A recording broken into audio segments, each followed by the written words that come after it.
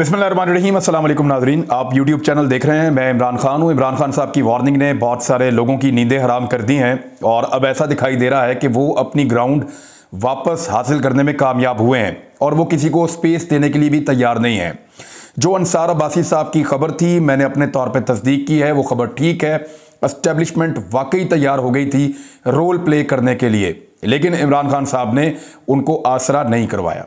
मैं आपको क्लियरली फिर बता रहा हूं कि एस्टेब्लिशमेंट जो रोल प्ले करना चाह रही थी, अपोजिशन उसके ऊपर राजी हो गई, लेकिन इमरान खान साहब अपोजिशन को स्पेस नहीं देना चाहते। वो ये कह रहे हैं मेरी हुकूमत गिरा दो, इनके साथ बैठ के बात नहीं करूंगा। मैं आपको क्लियर कर रहा हूं कि वो अपोजिशन जिसने बड़े लंबे अरसे से ये बयानिया रखा हुआ था कि एस्टेब्लिशमेंट अपने आप को सियासत से बाहर रखे और एस्टेब्लिशमेंट का कोई काम नहीं है सियासत के अंदर आकर अमल दखल करने का।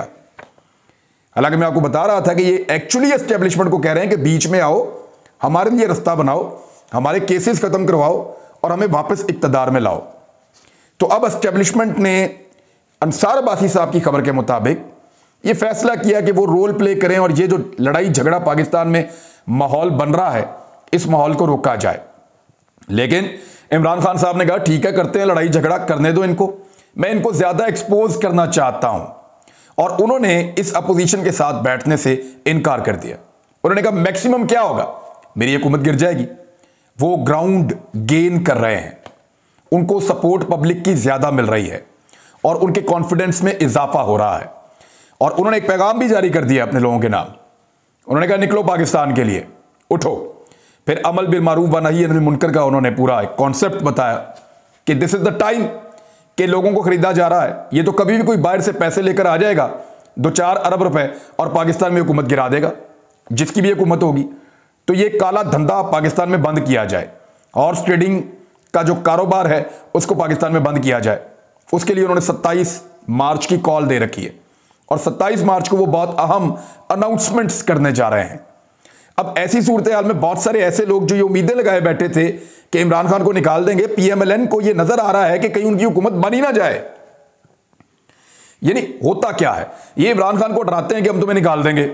उनको लगा जैसे हम डर जाते थे निकलने से, ये भी डर जाएंगे निकलने से, तो हम इनसे जो मर्जी मनवा लेंगे। बाद में एस्टेब्लिशमेंट के मिन्नत तरले करेंगे, अमनो अमान के मसले को बीच में ले आएंगे और फिर इदारों को कहेंगे जी इसके साथ बिठा दें, मामला तय करवा दें।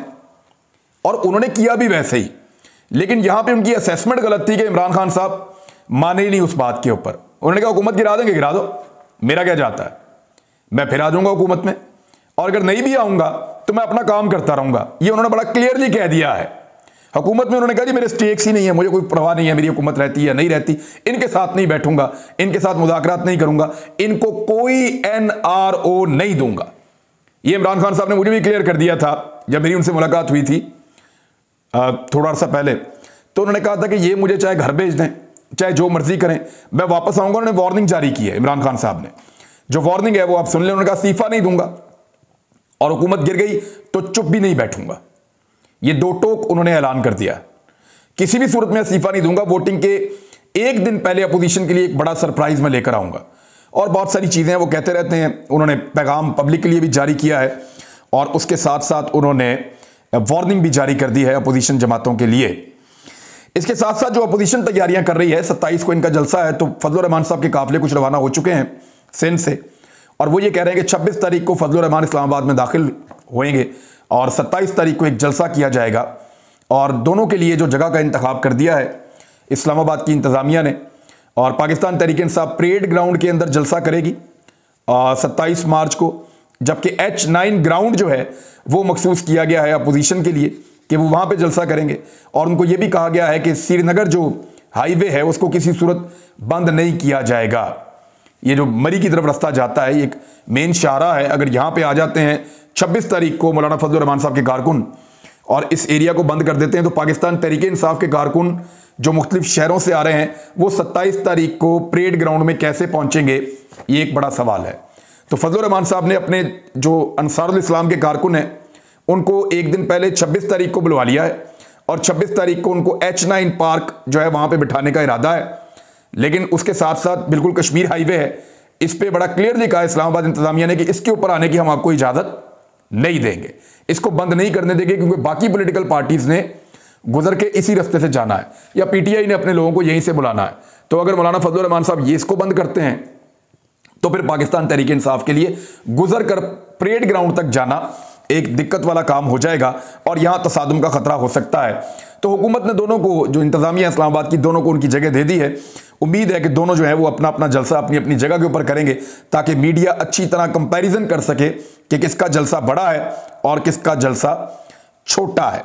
इत्तेहादियों को एक बड़ा अहम मसला दरपेश है। इससे पहले कि मैं आपको बताऊं कि इंडियन मीडिया क्या कह रहा है, या इससे पहले कि मैं आपको यह बताऊं कि ओआईसी का जो एलामिया है वो कितना शानदार है, नवाज शरीफ साहब के दौर में क्या होता था और अब क्या है, मैं आपको इससे पहले यह बताऊं। पहले आपको यह बता देता हूं कि इत्तेहादियों का मसला क्या है।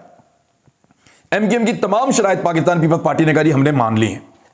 इसके बावजूद जब मीटिंग खत्म हुई पीपल्स पार्टी की और एमक्यूएम की, तो एमक्यूएम बाहर नहीं आई, सिर्फ पीपल्स पार्टी वाले बाहर आए। शेरी रहमान साहबा बाहर आई, उनके साथ फैसल करीम कुंडी साहब थे और कुछ और लोग थे पीपल्स पार्टी के। उन्होंने बातचीत की बाहर आकर और वो एमक्यूएम से मिलकर बाहर आए थे। उन्होंने बात की आकर बाहर, और एमक्यूएम के लोग बाहर नहीं आए पीपल्स पार्टी के साथ और मीडिया को उन्होंने फेस नहीं किया। जबकि होना तो ये चाहिए था, जब पीपल्स पार्टी ने सारे मुतालबात मान लिए तो एमक्यूएम को बाहर आ जाना चाहिए था।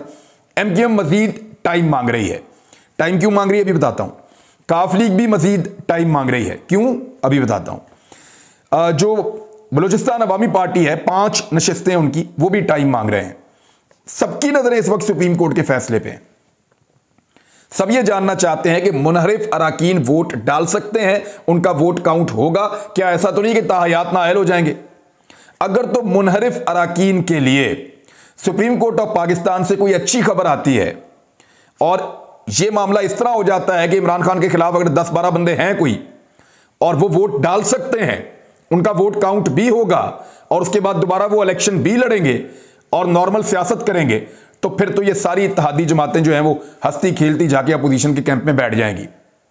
लेकिन अगर ये फैसला उल्टा आता है तो इन इत्तेहादी जमातों में बहुत दबाव होगा, क्योंकि मुनहरिफ अराकीन साइड पे हो जाएंगे और इन इत्तेहादी जमातों के ऊपर इस बात का दबाव पड़ जाएगा कि इन्होंने मिलकर एक हुकूमत का तख्ता उलट दिया, ये अपोजिशन के साथ जाकर बैठ गए।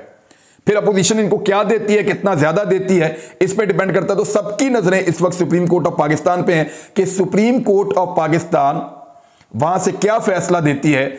उस फैसले की बुनियाद के ऊपर ये अपना अपना लायामल तय करेंगे और उस फैसले की बुनियाद के ऊपर आगे बढ़ेंगे। जो चीजें इन्होंने मांगी है मैंने आपको पहले बता दी थी। फजलुर रहमान साहब सदर पाकिस्तान, शहबाज शरीफ साहब वैसे कांपे टांग जाती हैं ऐसी बात सुनने के बाद, लेकिन ठीक है। शहबाज शरीफ साहब वज़ीर आज़म पाकिस्तान और बिलावल वज़ीर ख़ारजा, फिर एमक्यूएम के पास पोर्ट एंड शिपिंग की वजारत, सिंध की गवर्नरशिप, पंजाब में गवर्नरशिप जो है वो काफ लीग के पास, वजारत आला के लिए वो जोर लगा रहे हैं लेकिन वो नहीं उनको मिल रही, और वफाक के अंदर भी उनको वजारत दिफा का ओहदा मिल सकता है। तो इस तरह डिफरेंट ओहदे डिफरेंट लोगों को जो है वो बांटे जा रहे हैं और बहुत सारी पार्टियों का मिलाकर एक चूं चूं का मुरब्बा बनाया जा रहा है। शहबाज शरीफ साहब सबसे ज़्यादा खौफजदा हैं कि अगर एक ऐसी हुकूमत बना के उनको वज़ीर आज़म बना दिया तो वो डिलीवर कैसे करेंगे, पीपल्स पार्टी को कैसे मनाएंगे, उनके वज़रा से कैसे काम लेंगे, JUI फे के वज़रा से कैसे काम लेंगे, MQM से कैसे काम लेंगे, काफ लीग से कैसे काम लेंगे।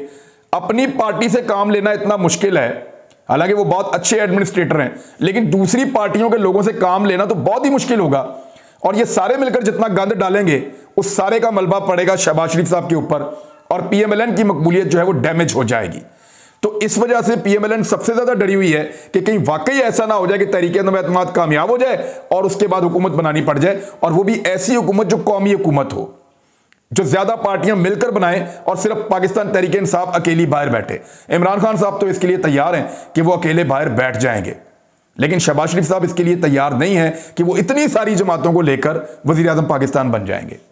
ये मैं आपको बिल्कुल सही खबर दे रहा हूं, और आप कंफर्म करना चाहें किसी का अगर बहुत अच्छा ताल्लुक है शहबाज शरीफ से तो उनके घर से आप पता करवा लें कि इस वक्त सबसे बड़ा पंगा यह है कि कहीं वाकई उनको वजीर आज़म ना बनना पड़ जाए, और उस वक्त वो ये चाहते हैं कि वजीर आज़म भी ना बनना पड़े और केसेस भी खत्म हो जाए और इमरान खान साहब वजीर आज़म भी रहें, उनकी जान छूट जाए, कोई NRO मिल जाए। लेकिन इमरान खान साहब ने साफ ही इनकार कर दिया है, वो किसी की बात ही नहीं सुन रहे। यानी एस्टेब्लिशमेंट की जो एक खबर आई थी कि वो बीच में सुलह सफाई करवाने के लिए तैयार हैं, लेकिन इमरान खान साहब ने इस बात को अहमियत नहीं दी और उन्होंने कहा जी कोई स्पेस नहीं है इनके लिए, मैं अपना काम करूंगा, ये अपना काम करें। ये लेकर आए तरीके एतमाद तो फिर आखिरी दिन तक चलें और जाके पूरा करके दिखाएं। दूसरी जानिब सुप्रीम कोर्ट जब तक कोई फैसला नहीं करती तब तक इत्तेहादी किसी नतीजे पर नहीं पहुंच सकते। अपोजिशन ने अपने जलसे की तैयारी तो कर ली है, लेकिन अभी तक पाकिस्तान पीपल्स पार्टी को मेरी इंफॉर्मेशन के मुताबिक दावतनामा मौसूल नहीं हुआ और उनको इस जलसे में दावत नहीं दी गई। वैसे भी पीपल्स पार्टी की नुमाइंदगी यहाँ पंजाब में बहुत कम है, उनकी ज्यादा नुमाइंदगी सिंध में है और हाल ही में उनका वर्कर सिंध से होकर गया है, तो मुझे नहीं लगता कि उनका वर्कर दोबारा सिंध से उठकर यहां पे आएगा। अब आ जाए भारतीय मीडिया इसको कैसे रिपोर्ट कर रहा है। भारतीय मीडिया बगले बजा रहा है और बहुत खुशी से इसको रिपोर्ट कर रहा है कि शहबाज शरीफ एंड पार्टी मिलकर और अपोजिशन जमातें मिलकर तहरीक अदम एतमाद ला रही हैं इमरान खान के खिलाफ और इमरान खान की हुकूमत गिराने वाली हैं। भारतीय मीडिया चस्के ले लेकर रिपोर्ट कर रहा है कि जनरल बाजवा और इमरान खान के दरमियान ताल्लुकात बहुत खराब हैं। दोनों जो परेड के दिन के ऊपर जो कुछ मनाजिर हैं उनको तोड़ मोड़ के दिखाया जा रहा है और यह साबित करने की कोशिश की जा रही है कि इमरान खान साहब और जनरल बाजवा इनमें दूरियां पैदा हो चुकी हैं और इमरान खान साहब की हुकूमत किसी भी वक्त गिरने लगी है। एक तो ये कोई भारत के अंदर डेमोक्रेसी है, वो इस बात को समझते हैं कि फौज का एक अलग काम है। हालांकि पाकिस्तान में फौज बहुत ज़्यादा मुदाखलत करती है पॉलिटिकल मामलात में, लेकिन मौजूदा फौजी क़यादत ने बार बार ये कहा है कि वो अपने आप को बाहर रखना चाहते हैं और वो इसका हिस्सा नहीं बनना चाहते। देखिए, एस्टेब्लिशमेंट ने इस बात की हामी भरी, बकौल जो खबर है अंसार अब्बासी साहब की, उसके बकौल हामी उन्होंने भरी कि वो मीडिएशन करवा सकते हैं, सालसी करवा सकते हैं इसके अंदर। लेकिन इमरान खान साहब के जवाब के बाद कल आर्मी चीफ को आपने सुना ना, उन्होंने कहा जी कि हम बीच में नहीं पढ़ना चाहते। अगर हम बीच में पढ़े तो फिर गालियां, ना पढ़े तो फिर गालियां, तो हम नहीं पढ़ना चाहते, सियासी लोगों को अपना मामला खुद ही निपटाने दें। तो मेरे ख्याल में इमरान खान साहब ने इन सबको बांध लिया है और बड़ी मुश्किल पैदा कर दी है कि जो वो चाहते हैं वो भी नहीं हो रहा। इमरान खान को हटाना भी नहीं चाहते, रखना भी नहीं चाहते, तो ये एक डबल दिक्कत हो गई है। सिर्फ पीपल्स पार्टी संजीदा है कि निकालो इमरान खान को बाहर, क्योंकि पीपल्स पार्टी का अपना वजीर आजम नहीं आ रहा। अगर तो पीपल्स पार्टी को यह पता चल जाए ना कि वजीर आजम पीपल्स पार्टी का बना दिया जाएगा 1 साल के लिए, तो शायद वो भी डर जाएंगे। इस सूरत हाल में कोई भी अपना वजीर आजम नहीं लाना चाहेगा। इतनी बड़ी मतंजन बना के, इतनी बड़ी बहुत सारी पार्टियों का जो ग्रुप बना के, कोई भी नहीं चाहेगा कि उसका वजीर आजम आए और सारा मलबा उसकी पार्टी के ऊपर पड़ जाए। अब आ जाए OIC का एलामिया। मियां नवाज शरीफ साहब एक दौर में, आपको याद होगा, OIC में गए थे और सऊदी अरब गए थे। एक तो वो बड़ा वाला जहाज लेकर जाते हैं, जहां भी जाते हैं PIA के जहाज को पूरा का पूरा खोला जाता है, सारा सामान बाहर निकाला जाता है, फिर VIP सामान अंदर फिट किया जाता है और कई दिनों तक जहाज इसी काम में रहता है। फिर मियां साहब बड़े वाले जहाज के अंदर बैठकर सऊदी अरब जाते हैं, साथ बहुत सारे सहाफियों को भी लेकर जाते हैं कि हम जी OIC में जा रहे हैं। रस्ते भर मियां साहब अपनी तकरीर तैयार करते रहते हैं, उसको जुबानी याद करते रहते हैं और वहां मियां साहब को बोलने का मौका ही नहीं दिया जाता। यानी OIC जिसकी मेजबानी पाकिस्तान कर रहा है, OIC जिसमें सबसे लंबी और बेहतरीन तकरीर इमरान खान साहब की है। अभी कोईती जो वजीर खारजा हैं वो जब गए हैं, कतर के लोग हों, सऊदी अरब के हों, कोई भी हो, UAE के, उन तमाम ने इमरान खान साहब की तकरीर की बहुत तारीफ की है। उन्होंने कहा जी शानदार काम किया प्राइम मिनिस्टर ऑफ पाकिस्तान ने, और सबने प्राइम मिनिस्टर ऑफ पाकिस्तान की तकरीर का जिक्र किया। लेकिन एक और पाकिस्तान का प्राइम मिनिस्टर था जो OIC में बैठकर कुछ भी नहीं, अपनी घड़ी ठीक कर रहे थे, टाइम आगे पीछे कर रहे थे और क्या कर रहे थे, मियां नवाज शरीफ साहब। और हालत यह थी कि उनको बोलने नहीं दिया गया। तैयारी करके गए थे, वो सहाफियों ने बड़ी शर्मिंदगी महसूस की। उन्होंने वहां से बीपर देके अपनी भड़ास निकाली कि ये हमारे साथ किया क्या। मियां नवाज शरीफ साहब को बुलाया OIC में और तकरीर तक नहीं करने दी, बोलने तक नहीं दिया गया। अब उस OIC का एलामिया आया जिसमें मियां साहब को बोलने नहीं दिया गया था। जरा ये आप एलामिया सुनिए। एलामिया कह रहा है 48वां इजलास है और सऊदी अरब और मुत्तहिदा अरब अमारात पर जारहाना और दहशतगर्दाना हमलों की मजम्मत की गई है और इस्लामाबाद डिक्लेरेशन का नाम इसको दिया गया है। एलामिया में कहा गया कि इजलास इस अज़म का इजहार करता है कि तमाम रुकन ममालिक के दरमियान इत्तेहाद और भाईचारे का रिश्ता मजबूत किया जाए। सऊदी अरब और मुत्तहिदा अरब अमारात पर दहशतगर्दाना हमलों की मजम्मत करते हैं। अक़वाम मुत्तहिदा की तरफ से इस हवाले से करारदाद की मंजूरी का खैर मकदम करते हैं। OIC के एलामिया में मजीद कहा गया कि हम यमनी अवाम के साथ इजहार यकजहती करते हैं और मुतालबा करते हैं कि शहरियों पर हमलों, जिनसी तशद्दुद, बच्चों की भर्ती, बारूदी सुरंगों का इस्तेमाल फौरी तौर पर ख़त्म किया जाए और इंसानी इमदाद की फराहमी में हायल रुकावटों को हटाया जाए।